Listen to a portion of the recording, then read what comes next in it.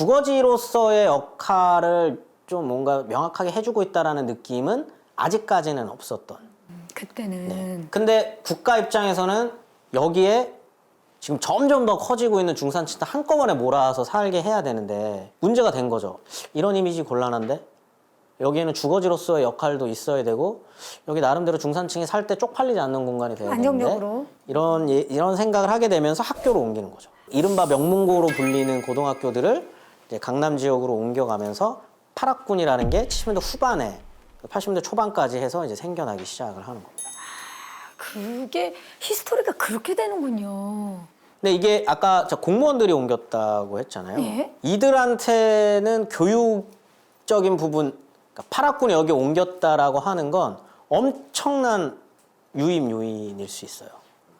왜냐하면 기본적으로 공무원이 된다라는 거 일정 정도의 학력을 갖추고 대기업의 본사에 들어간다는 일정 정도의 학력을 갖춘 사람들을 의미하잖아요.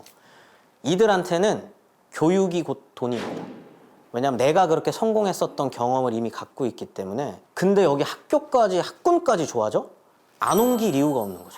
그래서 사실은 강남 부자의 시작은 공무원분들이랑 당시 8학군에 근무했었던 교사분들, 그 다음에 그 이제 화이트 칼라 노동자로 대표되는 대기업 본사에 근무했었던 사람들, 이분들이 강남에서 부동산을 기반으로 성장하기 시작을 하는 겁니다. 70년대 학력이라는 게 점점 더 중요해졌기 때문인 건데 그 학군에 결국 학군으로 옮긴 거는 그러니까 이게 한국이 60년대, 70년대, 80년대 계속 경제 성장을 했잖아요. 근데 경제 성장을 하면서 소득 격차가 벌어진 시기가 있고 줄어든 시기가 있어요. 그렇죠. 근데 60년대, 80년대는 소득 격차가 그나마 좀 줄었던 시기야, 경제 성장을 하면서. 근데 70년대는 경제 성장하면서 소득 격차가 벌어진 시기거든요. 그러니까 이게 대졸자, 고졸자, 중졸자, 초졸자의 임금도 어마무시하게 늘어나기 시작했고 임금 문제가 70년대 중후반으로 가면 점점 벌어져요. 못 버는 사람은 너무 못 버는 사람들이 많아지고 잘 버는 사람은 너무 잘 버는 사람들이 많아진. 근데 이때 그거를 좌지우지하는 건 학력. 그러니까 이제 그때부터 훨씬 더 그 입시에 대한 강화. 사실 우리나라의 교육열은 정말 뭐 세계에서 남부럽지 않잖아요. 압도적이죠. 압도적이잖아요. 근데 그 압도적인 게 진짜로 학력이 높았더니 돈을 잘 벌더라라는 게 70년대 만들어진 거예요. 그 당시에. 실제로. 그런 세상에서 강남 8학군을 가서 강남 출신으로서 대학을 잘 가게 된다는 거는 엄청난 부의 대물림이나 부의 확장을 의미하는 거죠. 국가가 그렇게 강남 땅을 만들어 준 거예요.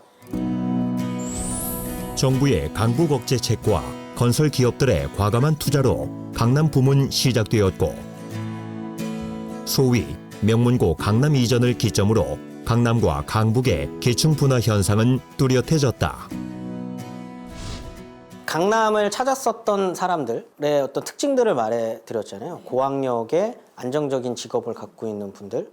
이분들은 근대적 직업을 상징하는 분들이 이 당시로만 따지면 이분들한테는 이 전 세대가 살던 거주 공간이 대단히 낙후되어 있는 걸로 인식하기 시작을 하는 거죠. 이미 마포 아파트 이후로 아파트 생활이라고 하는 것들에 대해서 잡지, 뭐 여성 잡지들이나 드라마나 이런 데 나오기 시작을 하거든요.